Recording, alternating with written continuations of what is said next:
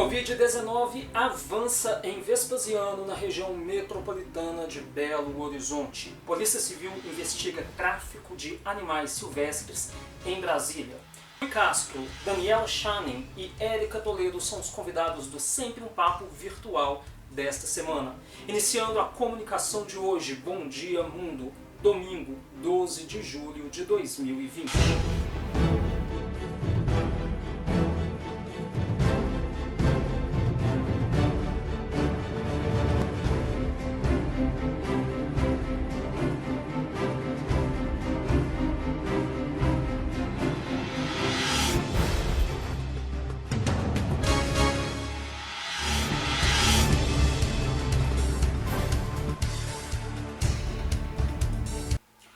Bom dia! Os casos de Covid-19 continuam aumentando em Vespasiano. De acordo com os boletins divulgados pela Prefeitura esta semana, nós passamos de 300 casos. Só que as medidas tomadas para tentar conter o avanço da pandemia ainda não estão claras. No último domingo, mostramos aqui no Bom Dia Mundo que o comércio continuava funcionando e não parecia haver muita fiscalização por parte da Prefeitura. Essa semana ainda flagramos aglomeração em algumas lojas, embora outras tenham adotado medidas para aumentar o afastamento. Na quinta-feira, a Prefeitura emitiu um comunicado proibindo o comércio de funcionar entre 21 horas e 5 da manhã do dia seguinte, com exceção para farmácias, postos de combustíveis e instituições de saúde. Também permite a abertura do comércio para entrega delivery nesse horário. As medidas da Prefeitura, porém, ainda soam confusas, já que na prática não conseguimos ver essa fiscalização acontecendo. Nos polos comerciais da cidade, pessoas andam sem máscaras e aglomeram-se em frente às lojas. Entramos em contato com a assessoria de imprensa da Prefeitura de Vespasiano e fizemos duas perguntas. Primeira, que medidas de fiscalização estão sendo tomadas nos centros comerciais da periferia? A segunda pergunta foi, em relação a eventos particulares, há algum tipo de fiscalização? Não recebemos respostas sobre nenhuma das questões levantadas. A assessoria nos enviou 2 e-mails. No primeiro, com o mesmo documento enviado semana passada, com respostas a perguntas feitas por uma emissora de TV da capital de Minas, e que diferem das nossas perguntas. O documento data do dia 30 de junho, quando a cidade registrava 104 casos de Covid-19 e 2 óbitos confirmados. No segundo e-mail, vários arquivos e a mensagem. Segue em anexo todas as notas que foram encaminhadas para os veículos de comunicação. Em relação aos decretos, eles estão publicados em nosso site. É só clicar na aba Legislação e digitar Decreto Executivo. Todos estão disponíveis lá. Os arquivos falam de maneira aleatória sobre o uso de máscaras na cidade e sobre a reabertura do comércio. Algo que ocorreu ainda em abril, mas não respondem nosso questionamento sobre como está sendo realizada essa fiscalização.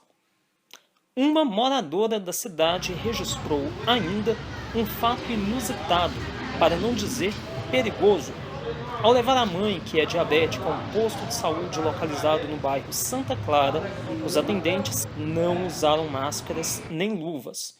O posto está passando por uma reforma e nem os funcionários que trabalhavam na obra usavam os equipamentos de proteção contra o coronavírus.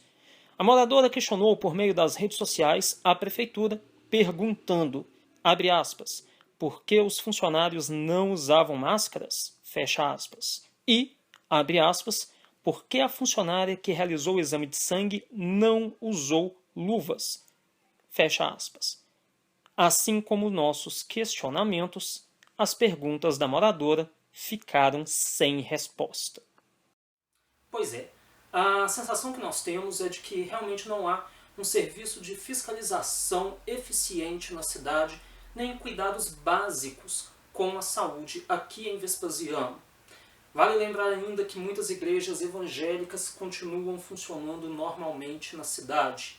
Em relação à Igreja Católica, a paróquia São José, que é responsável por comunidades nos bairros Vila Esportiva, Jardim da Glória, Santa Clara, Jardim Liliana, Bernardo de Souza, Maria José, Gávea 1, Gávea 2, Serra Dourada, permanece fechada para missas e atividades presenciais. Uma reunião foi feita no último dia 4 de julho, sábado, e nesta reunião o Conselho optou por não retomar nem missas nem atividades presenciais neste momento. O Conselho emitiu uma nota dizendo que irá avaliar o avanço dos casos nas próximas semanas para estudar uma possível reabertura das igrejas em agosto. O pároco responsável pela paróquia São José, aqui em Vespasiano, Padre Haroldo, disse que o momento é de muito cuidado e responsabilidade, que ele não quer ser responsável por uma onda de infecção entre os fiéis. As missas estão sendo celebradas na casa paroquial com transmissão pelo Facebook e pelo YouTube. Outras atividades, como círculos bíblicos, palestras e celebração do terço, seguem o mesmo molde. São feitas na casa paroquial com transmissão pelas redes sociais. Bom, e a falta de cuidado em tempos de pandemia pode ser vista em outras partes do país. Essas imagens são de Fortaleza, no Ceará. O aterro da praia de Iracema teve uma noite movimentada no domingo 5 de julho. Pessoas sem máscaras, aglomeradas, exercitando-se ao ar livre e sem os cuidados básicos.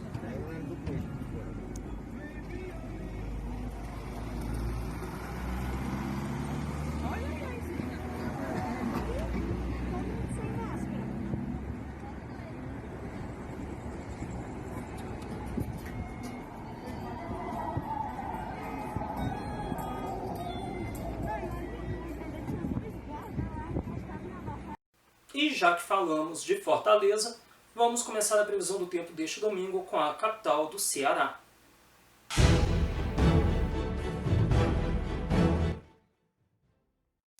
Temperatura mínima de 24 e máxima de 31 graus hoje em Fortaleza. A umidade do ar oscila entre 40% e 80%. Pela manhã, poucas nuvens com possibilidade de chuva isolada e ventos moderados. À tarde, muitas nuvens, com possibilidade de chuva isolada e ventos moderados. À noite, céu nublado, com possibilidade de chuva isolada e ventos fracos. Em Belo Horizonte, mínima de 13 e máxima de 25 graus. A umidade do ar fica entre 35% e 95%. Durante todo o dia, poucas nuvens no céu, com ventos fracos. E em Vespasiano, na região metropolitana de BH, mínima de 13 e máxima de 26 graus. Umidade oscilando entre 40% e 100%. Durante todo o dia, céu com poucas nuvens e ventos fracos. Chegou a hora de ver os destaques da área cultural aqui no Bom Dia Mundo.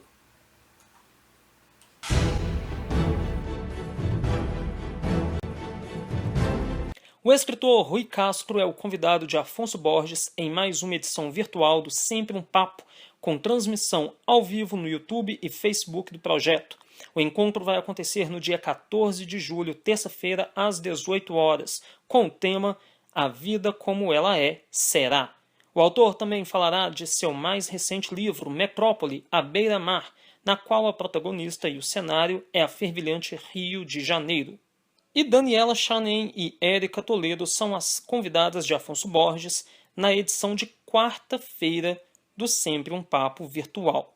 Daniela é criadora do projeto Eu Disse Não e vai lançar em breve o livro Eu Disse Não, uma história de amor, abuso e superação, pela editora Autêntica. E Érica Toledo é psicanalista, jornalista e escritora, autora do livro de crônicas Sanguínea, pela editora Pomar de Ideias. O encontro virtual vai acontecer no dia 15 às 18 horas com o tema Amor, Abuso e Superação. Em meio à pandemia que impactou diretamente o mercado literário, a Dark Side Books lança mão de uma iniciativa para estimular o ecossistema da economia criativa. Assumindo o papel de revelar, apostar, reconhecer novos talentos e estimular a criatividade de autores brasileiros, a editora promove o primeiro prêmio Machado Darkside de Literatura, Quadrinhos e Outras Narrativas, que dará aos ganhadores o valor de R$100 mil, divididos para 5 categorias, além de uma menção honrosa ao influenciador de literatura mais envolvido com o universo do livro. Com inscrições abertas até 29 de setembro, dia da morte de Machado de Assis, o prêmio tem como objetivo selecionar os melhores textos ou projetos originais e inéditos em língua portuguesa, que serão contemplados cada um com um contrato de edição de R$20 mil. São 5 categorias: romance e contos, histórias em quadrinhos, obras de não ficção, outras narrativas e desenvolvimento de projeto. Por meio de financiamento coletivo, a editora Diário Macabro irá lançar a tradução inédita Wieland, ou A Transformação, romance de Charles Brooken Brown, ainda inédito no Brasil. Repleto de suspense e mistério que discute temas como fanatismo religioso, a crença no sobrenatural e a manipulação psicológica. O financiamento coletivo está no ar com pacotes a partir de R$50. Sobrevivência dos Vagalumes é o nome do show que Sara Não Tem Nome e Pedro Veneroso estreiam na próxima quarta-feira, dia 15, às 19 horas, no YouTube do Circuito Cultural da UFMG, projeto da Diretoria de Ação Cultural da UFMG, que tem lançado semanalmente apresentações virtuais com artistas que vêm se destacando na cena belo-horizontina. Pedro e Sara moram juntos e preparam um show inédito de luz e som que conflui seus trabalhos em diversas áreas das artes. Pedro usa circuitos eletrônicos para animar lâmpadas e criar a cenografia do show, enquanto Sara apresenta um repertório variado de suas composições. O show propõe uma imersão em uma realidade fantástica, ressignificando temas e objetos cotidianos.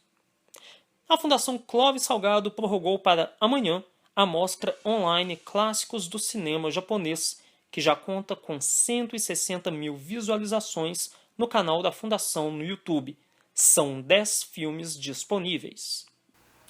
Lembrando que outros destaques sobre cinema e TV você pode conferir hoje às 18 horas e 15 minutos na Lume TV. Vamos ver agora o que foi destaque no Brasil e no mundo essa semana. Morreu no sábado, dia 4, a primeira Miss Brasil. Marta Rocha tinha 87 anos e faleceu em Niterói, no Rio de Janeiro. Natural de Salvador, Bahia, Marta foi eleita Miss em 1954, num concurso realizado em Petrópolis. No dia 5, faleceu Antônio Bivar, escritor e dramaturgo, autor de Cordélia Brasil.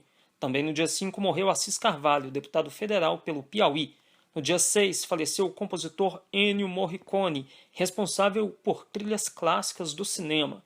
No dia 7, faleceu o cantor Carlos Alberto, conhecido como Rei do Bolero. E no dia 9 morreu Alfredo Sirques, político e escritor brasileiro, um dos fundadores, ao lado de Marina Silva, do partido Rede Sustentabilidade.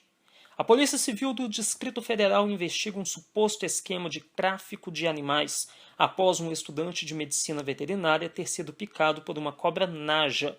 Como o animal não é nativo do Brasil, o soro teve que ser enviado do Instituto Butantan em São Paulo para Brasília.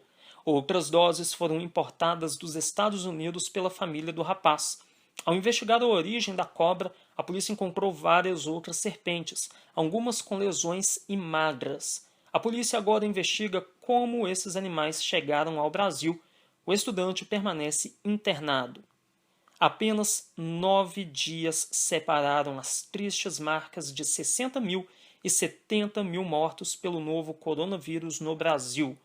Há, no momento, mais de 1.800.000 pessoas infectadas no país. O presidente Jair Bolsonaro testou positivo para a Covid-19 esta semana. A Itália começou a testar barreiras contra as enchentes marítimas.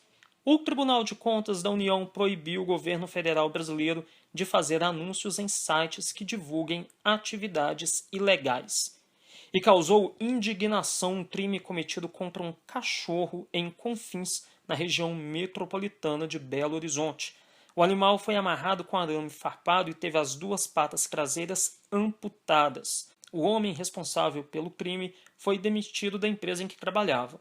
O animal foi socorrido e uma campanha foi iniciada para comprar próteses para o cão.